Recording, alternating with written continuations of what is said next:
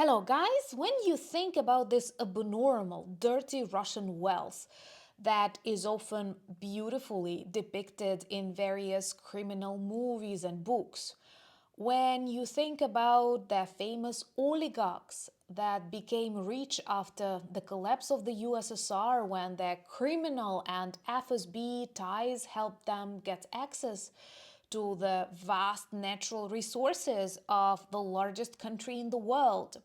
What names, what symbols come to your mind? Maybe LUKOIL, Gazprom, Rosneft, Russian Railroads? And you are right, because all of these companies can be compared to the flagships of the Russian economy and honestly, the flagships of the Putin's regime. And the fact that right now they are begging for money from the federal budget because they've lost half of their revenue is perhaps the best proof that the Russian economy is destroyed by the Ukrainian drone sanctions and by your economic sanctions. What these very companies forgot is that they were actually the backbone of the Russian federal budget. And if they've lost half of their revenue, then the Kremlin also lost its revenue. And no, there is no solution. My name is Anna, I'm from Ukraine, I'm in Ukraine, and if you want to see the defeat and demilitarization of Russia that has already started and actually includes this destruction of their oil and gas revenues, subscribe and share these videos to spread the truth and demonstrate your solidarity with Ukraine. This means a lot to all of us. Let's begin with number one company, perhaps, LUKOIL. It was Putin's personal wallet. It is a company very closely connected with the federal budget of the Russian Federation, with Putin's inner circle of mafia and oligarchs. And right now, in 2025, this company reported it lost 50% of its revenue. Just think about that, 50%. That is a half. And the reason? The success of the Ukrainian drone sanctions. Number one, a lot of oil refineries, oil terminals that were neutralized by the inexpensive Ukrainian drones belong to LUKOIL. And then your economic sanctions. They work really well.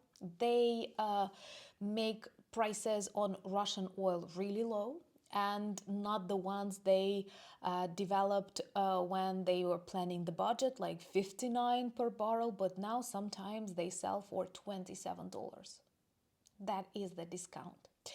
And also, sanctions led to the confiscation of a lot of assets of LUKOIL abroad, including refineries in Bulgaria, in the Netherlands, and many other EU countries, and even a huge asset of LUKOIL in Iran, which was a serious blow for Putin's regime, and it kind of highlighted the exposed weakness of the Kremlin, because Putin did not manage to back up Maduro, did not manage to help Iran when needed, did not manage to help Assad, and his predator friends sense that and use the opportunity. So LUKOIL, once again, once the symbol of Russia's wealth, is now begging for some money from Russia's national wealth fund to, cover the hole in their budget.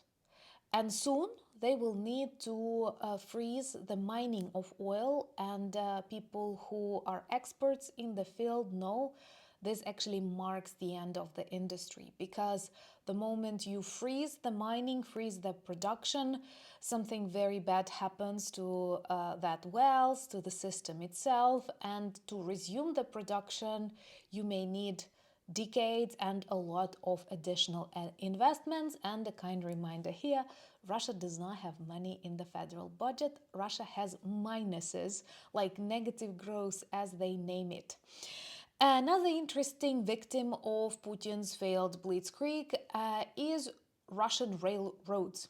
Really difficult to pronounce. It could be like tongue twister, Russian railroads, also known as RZD. Русские железные дороги. Yes, I can speak Russian, but I don't want to.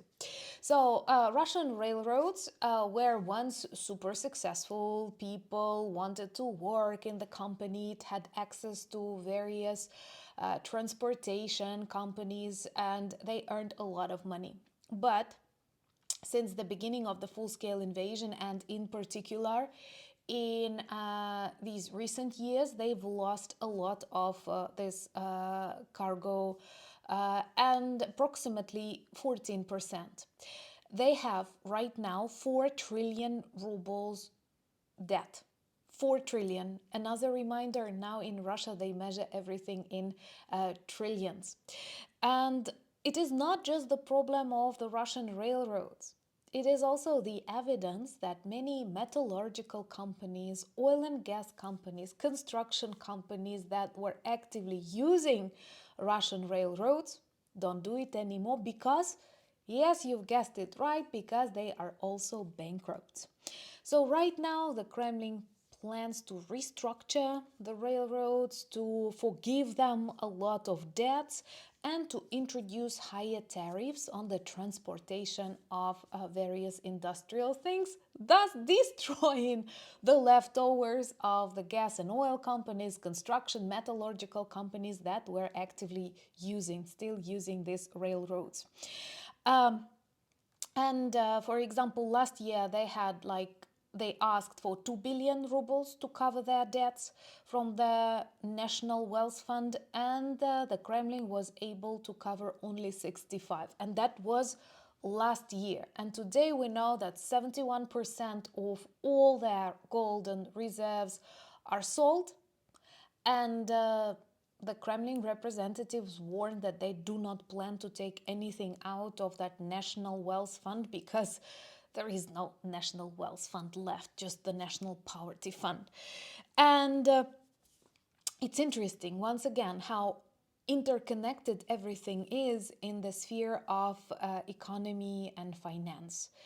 These companies that were the backbone of the Russian federal budget lost 50% of their revenues, are begging for the support from the federal budget, but the federal budget is empty because they did not bring that 50% of their revenues into it. The banking system was pressured to help various companies, to subsidize them, to restructure their debts, and now the banking system is empty. Russians sense it. They see the prices rising. They hear about these loans for big companies, and they rush to banks to withdraw their money, to save some of their money, creating more problems for the banking system.